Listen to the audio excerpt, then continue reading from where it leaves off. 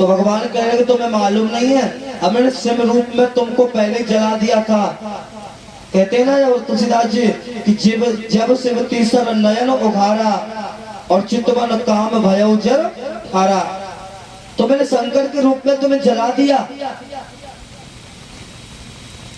बोले उस समय आप तपस्या में थे महाराज, इसलिए मैं जल गया।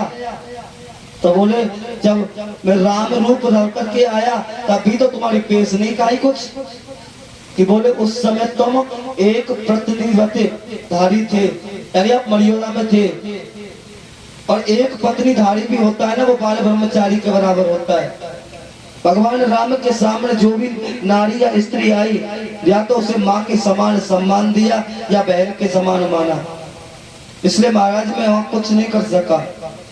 अब यहाँ तो विश्व सुंदरियों की लाइन लगी है, यहाँ तो आप रास करेंगे तो मेरे काम बाण चलेंगे। भगवान बोले ठीक है, एक बात बताओ, कौन सा युद्ध करोगे, किले वाला या मैदान वाला? बोले किले वाला तो रोज करता हूं, तो मैदान युद्ध होगा। जिसको असंख्य लोगों के बीच में काम को जीतना होता है, ऐसे योगेश्वर भगवान के पास कामदेव आया तो भगवान ने काम को उल्टा लटका दिया। कामबन बोलते हैं ना, तो कामबन में आज भी कामदेव उल्टा लटका हुआ है। तो भगवान नारायण कृष्ण ने कामदेव को उल्टा लटका दिया। अब महाराज चल रहा है, पूरा ब्रह्मांड नाच रहा है। तो अब एक बात बताओ, ब्रह्मांड नाच रहा हो, महाराज चल रहा हो, तो भोले बाबा नहीं आए, ऐसा हो सकता है क्या? तो अब भगवान भोले को पता चला भगवान महाराज कर रहे हैं, तो दर्शन करने आ गए। पर भोले बाबा को महाराज में प्रवेश ही नहीं मिला।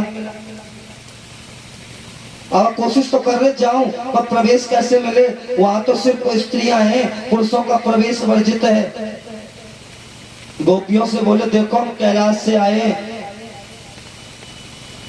और हमें महाराज में जाएंगे, हम तो कन्हैया के दर्शन करेंगे, राधा रानी के दर्शन करेंगे। गोपियां बोली महाराज ऐसे प्रवेश नहीं मिलेगा, पूरी दर्शन करना है कि हाँ। तो बोले प्रेम सरोवर में गोता लगाओ। और जैसे भगवान शिव जी ने प्रेम सरोवर में गोता लगाया तो भगवान भोलेनाथ नर से बन गए नारी, गोपी बन गए। बोले गोपेश्वर महादेव की जय हो। अब तो भगवान भोलेनाथ भी गोपी बनकर के नृत्य कर रहे हैं। ब्रज के मैंने बताया था ना, ब्रज के प्रत्येक गांव में भोले बाबा के वास है। ब्रज के प्रत्येक गांव में शिव जी रहते हैं। वैसे मैया पार्वती भी आई थी, पर भोले बाबा को देख करके जैसे ही वो प्रेम सरोवर में गोता लगाया तो भोले बाबा तो बन गए नर से नारी। अब मैया पार्वती ने सोचा अगर मैं भी अंदर गई और मैं वो नारी से पुरुष बन गई तो आपको एक बात बताऊं, भोले बाबा के जितने भी मंदिर है ना, शिव में माता पार्वती साथ रहती है।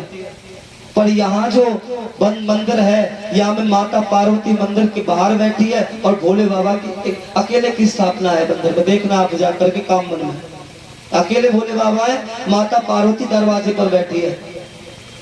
वृंदावन में कामेश्वर और मथुरा में रंगेश्वर भूतेश्वर, कामवन में कामेश्वर और नंदगांव में नंदेश्वर के रूप में भोले बाबा आज भी विराजमान रहते हैं। जो रास है ये बहुत समय तक चला। बताते हैं कि ब्रह्मा जी की 6 महीने की ब्रह्मरात्रियां इस महाराष्ट्र में आई थी। ब्रह्मरात्रियों का मतलब जानते हो, हमारी जैसी रातें नहीं। जब ये चारों युग बीत जाते हैं ना, सतयुग, त्रेता युग, द्वापर और कलयुग, तब जाकर के एक इंद्र बदलता है। और जब 21 इंद्र बदल जाए, 21 बार ये चतुर्युगी बदल जाती है ना, तब जाकर के ब्रह्मा जी का एक दिन होता है। अब लगा कितने बड़े ब्रह्मा जी का एक दिन और इतनी बड़ी रात्रि। तो ऐसी ब्रह्म रात्रियां आई, 6 महीने तक ये महाराज चला। तो जब महाराज के बाद में महाराज परीक्षित ने एक सवाल कर दिया सुखदेव स्वामी से, महाराज जी की बात बताओ कि संस्थापनाय धर्मस्य मतपेत सभ्ययम् अवतीर्ण भगवानम् नंतेश जगदीश्वरः। महाराज का प्रसंग बहुत बड़ा है, अगर अब इस प्रसंग में प्रवेश करने जाए ना तो मैं अभी यहाँ बैठे बैठे 4 दिन हो जाएंगे, महाराज का प्रसंग पूरा नहीं होगा। इतना बड़ा है महाराज का प्रसंग, तो अब इसको शॉर्ट करेंगे और कथा को फिर आगे बढ़ाएंगे। भगवान महाराज परीक्षित ने भगवान सुखदेव से एक प्रश्न पूछ लिया, महाराज एक बात बताओ, आगे कलयुग आ रहा है और कलयुग में लोगों की मति बड़ी विचित्र होती है। कलयुग में जरा भी नेक पॉइंट तो मिल जाए ना महाराज, और कई बार नहीं भी मिलता ना, थाली में सजा करके दे देते हैं। बोलो ना प्रेम से जय श्री कृष्ण। लोगों की आदत होती है। बोलो वृंदावन बिहारी लाल की जय हो। भैया को नींद आ रही है। अच्छा, लोगों की आदत होती है ना कि भगवान पूछ रहे हैं परीक्षित जी कि भगवान जो है वो धर्म की स्थापना के लिए पृथ्वी पर आए और संस्थापक श्री कृष्ण ने पराई स्त्रियों के साथ रास किया, ये कहाँ का धर्म है? कलयुग में लोग कहेंगे कृष्ण है ईश्वर और हम हैं ईश्वर के अंश। कहते हैं ना कि ईश्वर अंश जीव अविनाशी, चेतन अमर सहज सुख राशि।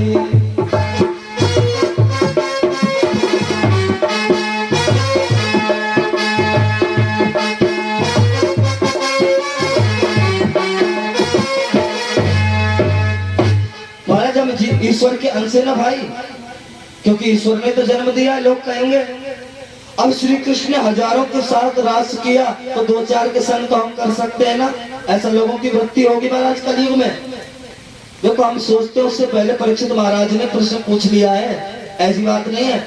लोगों के बाद में महाराज के बारे में लोगों की वृत्तियां होती है ना ऐसी, तो कलयुग की वजह से परीक्षित महाराज ने पहले प्रश्न पूछ लिया। लोग कहते नहीं है समय की वजह से, या पता नहीं शास्त्रों को पढ़ते नहीं तो बताते नहीं कि महाराज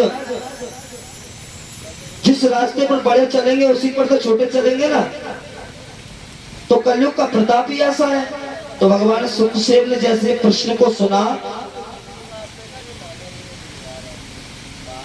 तो सोचने लगे कहीं मैंने ऐसा तो नहीं किया कि किसी अनर्थकारी को महाराज सुना दिया हो। राजा परीक्षित के मन में ऐसा विचार आ गया, मैंने बार बार कहा है कि श्रुता योगेश्वरम कृष्ण, भगवान कृष्ण योगेश्वर है, भगवान कृष्ण अक्षत है। और योगेश्वर के बारे में इतना छोटा प्रश्न कर दिया, पर प्रश्न किया है तो जवाब तो देना पड़ेगा राजन को, क्योंकि आज अगर परीक्षित को इसका जवाब नहीं मिला तो कलयुग के लोगों के बारे में इसकी भावनाएं गलत हो जाएंगे।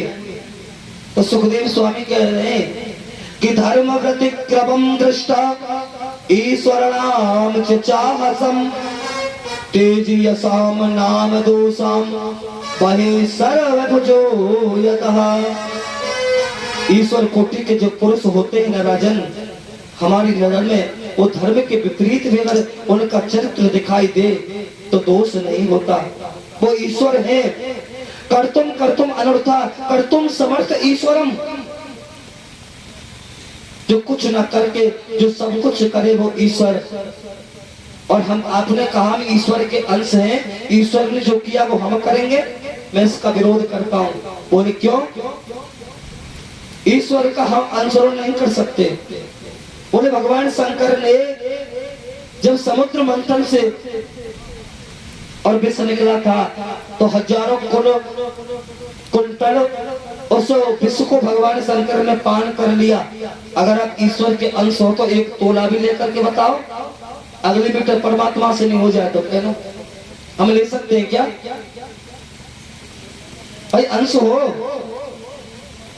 और दूसरी बात, ईश्वरम वचम सत्यम तथा चारत स्वाप्रथम तेषाम यत सहावतम युक्तम बुतास समाचरे।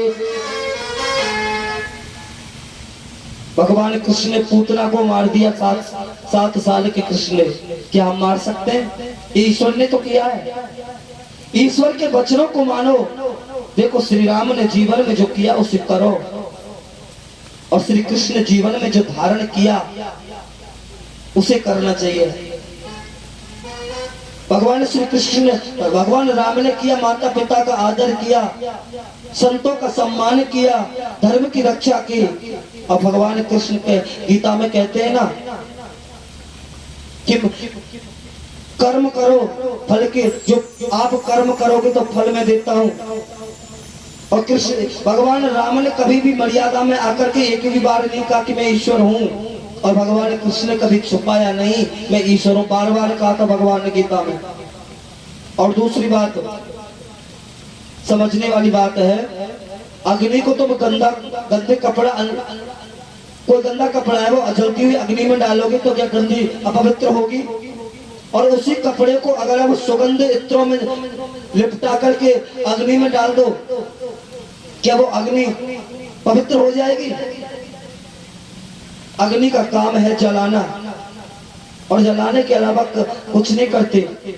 महाराज को स्त्री पुरुष का मिलन नहीं है, जीव और परमात्मा का विशुद्ध मिलन है।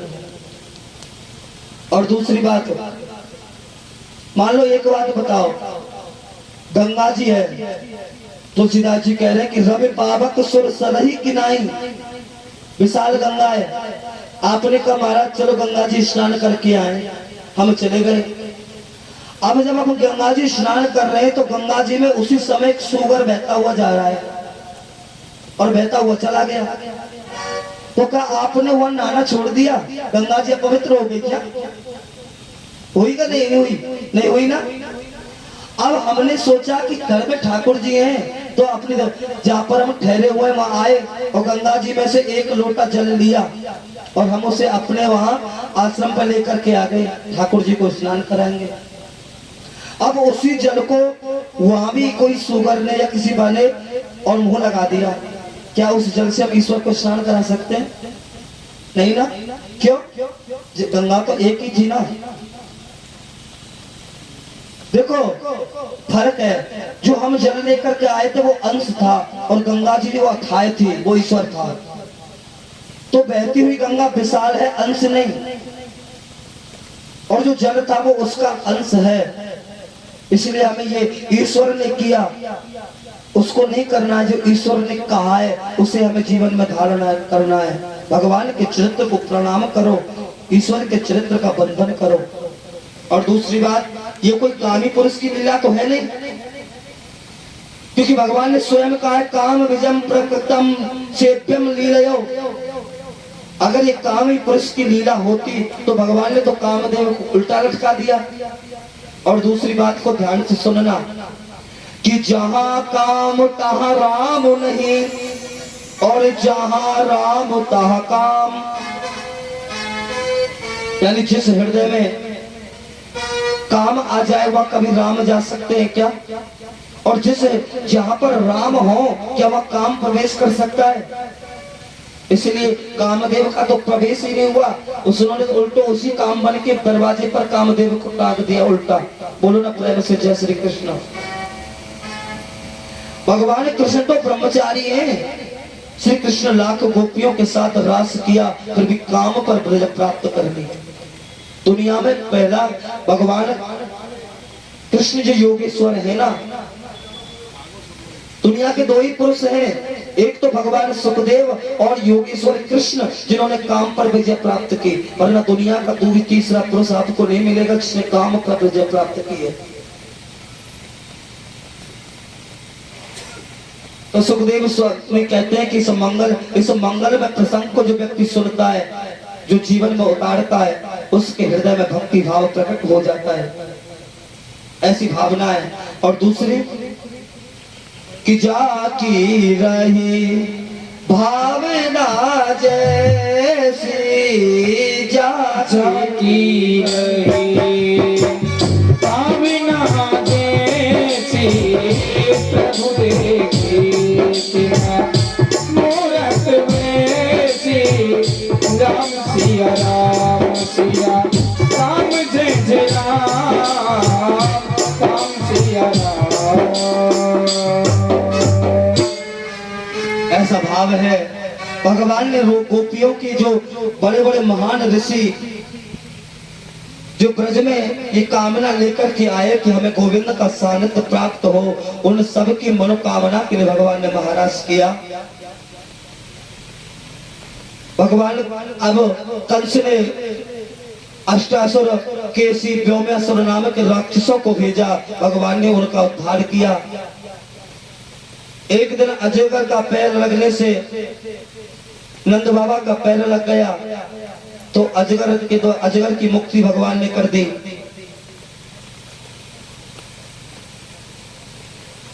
ब्रजवासियों की खुशी के लिए भगवान यहाँ ब्रज में वास कर रहे हैं, लीलाएं कर रहे हैं। अब तो भगवान का एक रूप और है जिसे कहते हैं श्रीमद नारायण। नारद जी महाराज नारायण नारायण का जाप करते हैं। अब तो नारद जी के मन में एक विचार जगा कि मेरे प्रभु तो बाल लीलाओं में व्यस्त हैं और भगवान को इन बाल लीलाओं में है और इनको पृथ्वी पर भार उतारना है। जिस काम को प्रयोजन के लिए आए तो भगवान भूल ही गए। तो भगवान ने क्या किया ना, क्योंकि नारद जी के मन में कोई द्वेष नहीं होता, ऐसे संत ही है। और सबसे बड़ी बात, दुनिया के पहले ऐसे संत हैं जिनको देवता भी पूजते हैं और राक्षस भी पूजते हैं। कोई इनकी वो नहीं करता। राक्षसों के यहाँ चले जाए तो वो भी आदर देते हैं, और देवताओं के पास चले जाए, भक्तों के पास चले जाए तो सबके यहाँ इनका विशेष चरण वंदन होता है। अब तो नारद जी कंस की सभा में आ गए, तो कंस ने एक बात सोचा, मैं वैसे तो पापी हूं, पर कहते हैं कि संत का अगर हमारे घर में आगमन होना तो हमारा घर पवित्र हो जाता है। कि संत मिलन को चाहिए और तज माया अभिमान, जो जो पग आगे रखूं कोटलिया के समान। कंस बोला, महाराज पधारिए, मेरा जीवन धन्य हो गया, आपने मेरे यहाँ मेरे राज्य में आए। नारद जी बोले, वो बात बाद में करना, हम उस बात को बाद में करेंगे, पहले ये बताओ कि यशोदया सुतम कन्या देवक्याम कृष्णमेव च रामम च रोहिणी पुत्रम वसुदेवम विमता। बोले कंस एक बात बताओ, और नंद के लाला कृष्ण को कब मारोगे, कब मार रहे हो उनको? कंस कहने लगा, महाराज क्या बताऊं, मैं तो छांट छांट करके बहुत सारे राक्षस बेटे, पर वो उसको तो न मार पाए, वो तो सारे ही मारे गए। मैंने ऐसे ऐसे विशाल राक्षसों को भेजा महाराज उस कृष्ण को मारने के लिए। समाचार मिलता है कि वो तो कृष्ण के हाथों से मारे गए।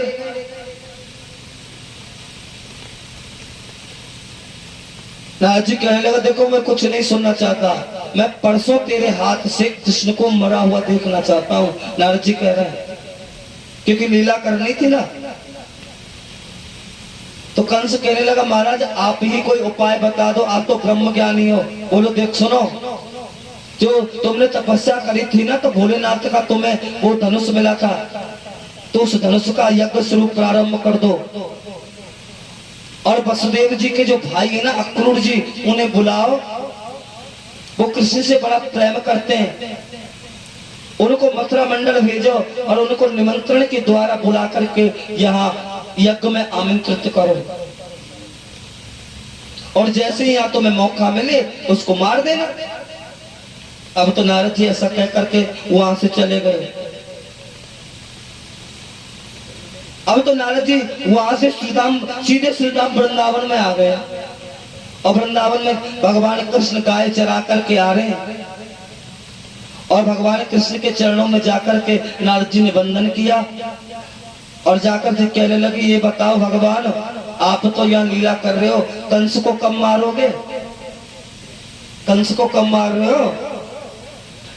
भगवान कहने लगे, एक बात बताओ, पहले तो ये बताओ मैं कौन होता हूँ मारने और बचाने वाला?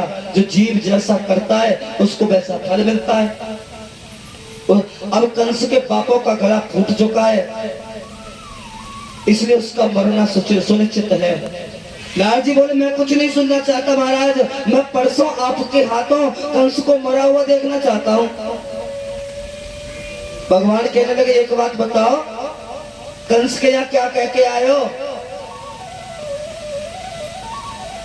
मतलब उससे भी यह कहने आए कि मैं परसों मरा हुआ देखना चाहता हूँ, और यहाँ भी बोले मैं तो मेरा स्वभाव है मेरे कन्हैया। पर कहने की बात यह है आपको बुलाना भी तो था, मथुरा मंडल में आपका प्रवेश कराने के लिए ये लीला तो मुझे करनी थी। भगवान ने कहा कि कोई मेरा समय जाने का आ गया है, आप चिंता मत करो, ये भाव है। अब तो कंस ने रात्रि भर विचार किया और सुबह अक्रूर जी को बुलाया, सेनापति को भेज दिया। जो अक्रूर जी है ना वो बड़े ही भगवत भक्त हैं। उसने विचार किया आज इस दुष्ट कंस ने मुझे क्यों याद किया, आज इसके मन में ऐसा कौन सा प्रेम जाग गया मेरे प्रति जो मुझे बुला रहा है। तो जाकर के कंस के पास जैसे जाकर के प्रणाम किया, कंस बोले सुनो के गच्छ नंद ब्रजम तत्र सूतवादकिधुन्दविम् आसीत तान हासेनम रत्नानेवमाचिरम। आपको वृंदावन जाना है और वह जाकर के जो नंद के जो बालक है ना वसुदेव जी के, आनक धुंधवी के दोनों बालकों को लेकर के आना है। वसुदेव जी का एक और नाम है आनक धुंधवी, ये वसुदेव जी का नाम है। तो कह रहा है कि आनक धुंधवी के दोनों पुत्रों को यहाँ तुम्हें लेकर के आना, कृष्ण और बलराम, इसलिए तुम नंदगाम जाओ। अक्रूर ने सोचा बड़ा ही दुष्ट है, इसके मन में कृष्ण और बलराम के लिए तो पहले ही बैर बढ़ा है। अगर मैं कृष्ण बलराम को लेकर के आया तो ये मार देगा। तो अक्रूर जी एक बार सोच रहे कि अगर मैं इसको समझाता हूँ ये मान जाता है तो कहने लगा राजन क्या करोगे बुला करके। कंस बोला तुमने सुना नहीं आकाशवाणी हुई थी देवकी का 8वां पुत्र मेरा काल होगा, तो मैं उसको लाऊंगा और मार दूंगा। अक्रूर कहता है राजन हम मारने वाले कौन होते हैं। अब क्या है कि इंसान मनोरथ बहुत करता है कि मनोरथान करम चित्ते तदतापतनाहपि युज्यते सर्ग संकापम तदप्याप करो तुम्हें। राजन तुमने सोचा ये अच्छी बात है, पर हम मनोरथ बहुत करते हैं, हम ये करेंगे हम वो करेंगे, हम कर्म नहीं करते।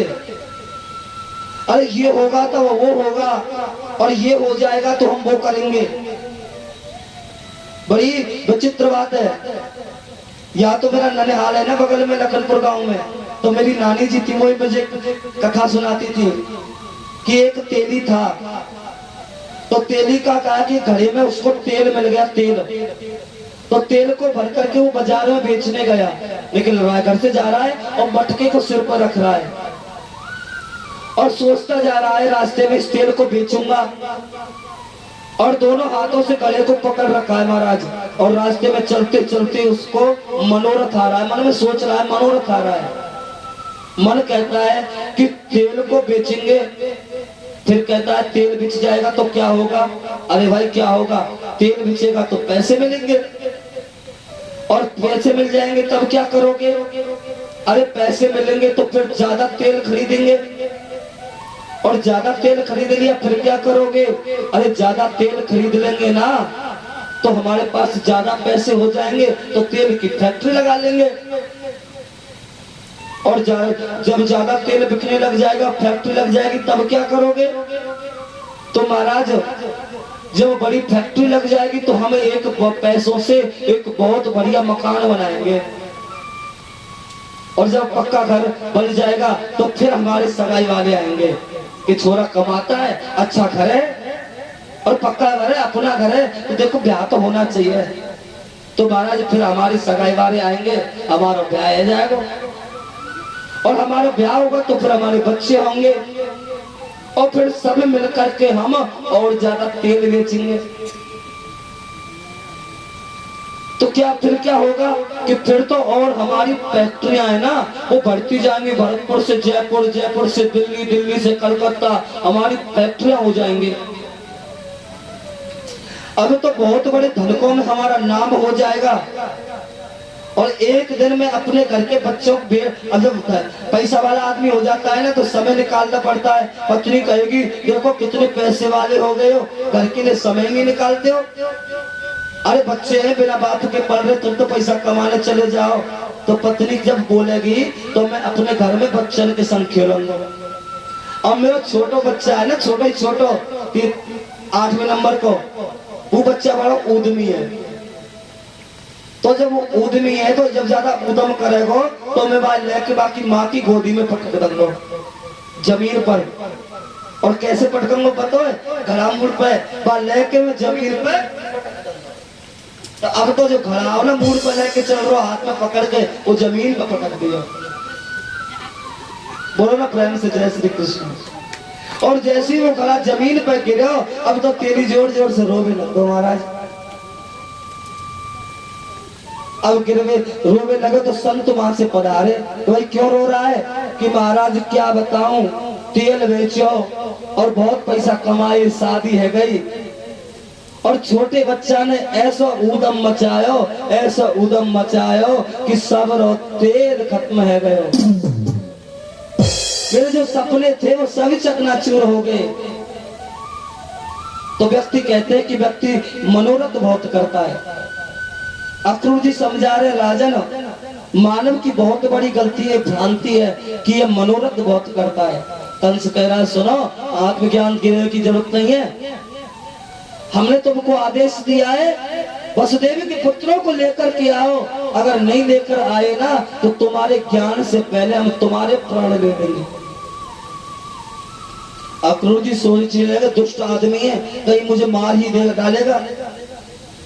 और मैंने तो सुना है कि कृष्ण कोई साधारण पुरुष नहीं है, वो तो स्वयं परमात्मा है। तो अक्रूर जी महाराज कंस की बात सुनकर के कंस ने रथ दे दिया और रथ को लेकर के वृंदावन प्रवेश कर रहे हैं, वृंदावन की तरफ जा रहे हैं।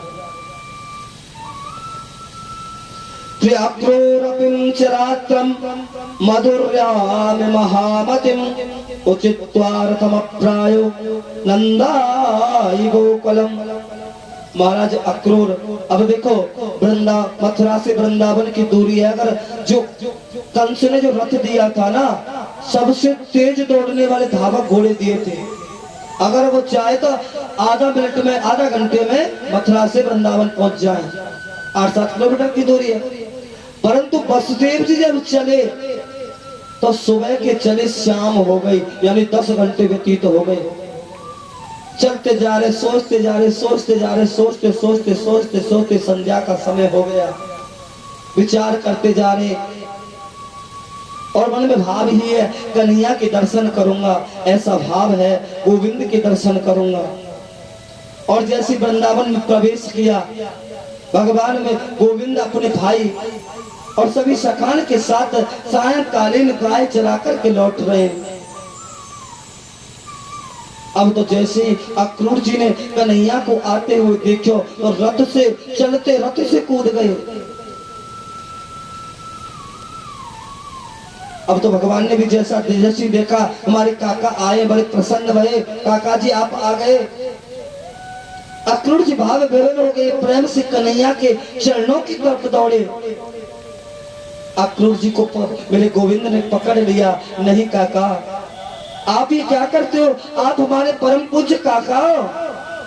अक्रूर जी को बड़ा ही दुख हुआ कि देखो कन्हैया मुझसे कितना प्रेम करता है और मैं उसे कंस के पास ले जा रहा हूँ, इसे बता भी नहीं सकता और फिर इसे छिपा भी नहीं सकता। तो अक्रूर जी बोले, आप तो जानते हो गोविंद, कंस ने मुझे यहाँ धनुष यज्ञ का आयोजन किया है और आपको लाने के लिए मुझे भेजा है। भगवान अक्रूर जी से बोले, काका आप ये बात मैया यशोदा से मत कहना, मेरे ब्रजवासियों से मत कहना। मेरे सखा, मेरे ब्रजवासी रो रो करके मर जाएंगे और मुझे कभी मथुरा मंडल नहीं भेजेंगे। उनकी तो जीवन का सर्वस्व ही मैं हूं।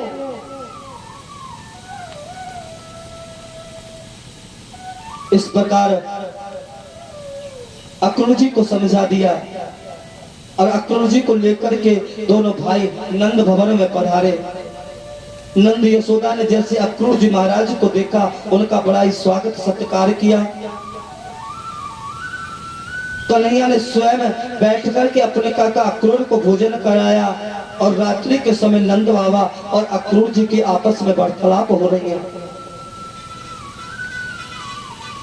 अक्रूर जी महाराज कह रहे, सुनो नंद बाबा, आप तो जानते हो मेरे आने का प्रयोजन ये है कि महाराज कंस ने धनुष यज्ञ का आयोजन किया है और आप सभी ब्रजमंडल वासियों को वहां मेला देखने के लिए बुलाया है।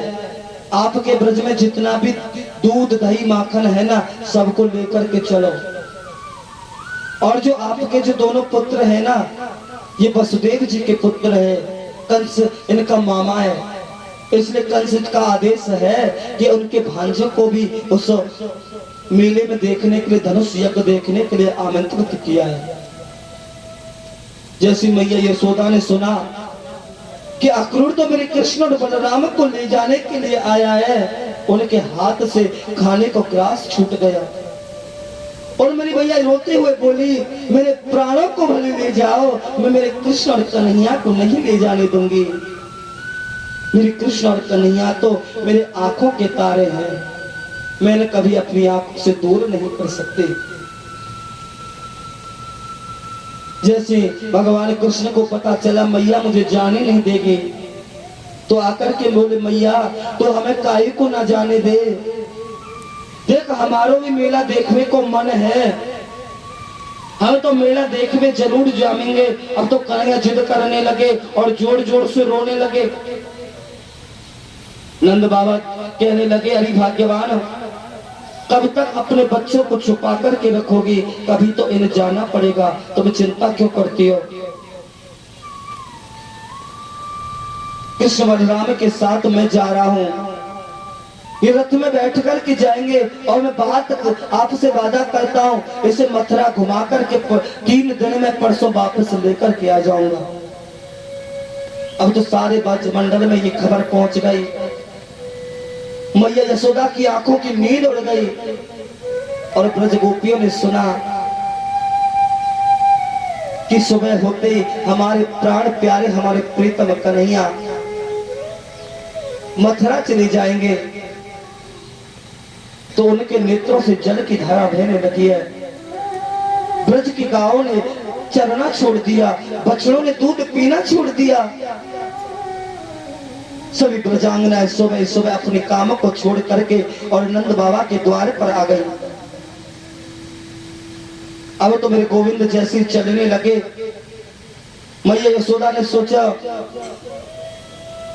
मेरा लाला जा रहे है, तो दूर जाकर के खम्भ से लग गए और पूरी रात रोते रोते मैया के निकल गए। कन्हैया ने देखा मैया पलंग पे नहीं है और जाकर के देखा तो मैया खम्भ से चिपकी हुई और जोर जोर से हिलकियों के साथ रो रही है।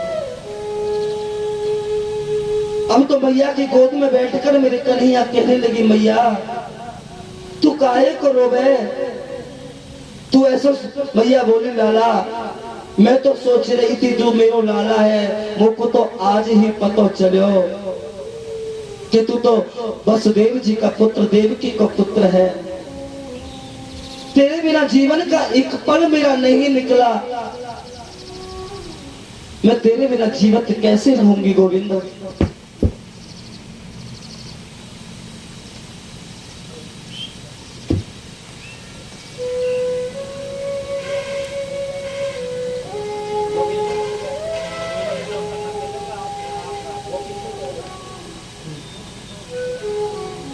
गोविंद बोले, तू ऐसो काहे को कहे मैया, तू चिंता मत कर, मैं परसों ही लौट के चले आऊंगा।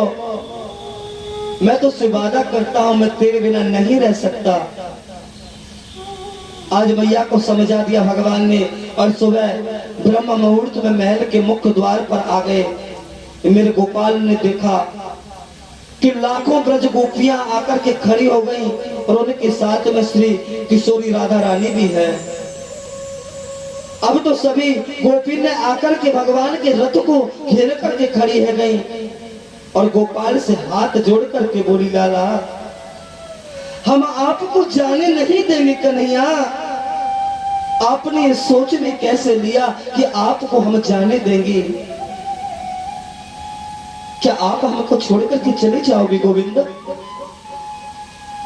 और भगवान विधाता को जो हाथ जोड़ करके कहने लगी कि अहो विधातम न कीचितं दया संयोज मैत्रम प्राणिनाम देहिनो तताई कृष्यम विभुन्न पार्थिकम विक्रीडतम तिहरकम चेष्टम यथा।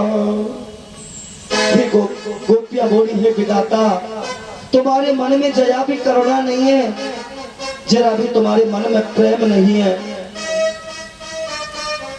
अरे पहले तुम बिछो कर देते हो और उसके पास है विधाता, आज तो ये क्रूर बन करके आ गया। वो लगता है तुम अक्रूर के रूप में स्वयं तुम ही आ गए हो हमारे प्राणों को ले जाने के लिए। और जैसे भगवान रथ की तरफ चलने लगे, गोपियां जोर जोर से रोने लगी।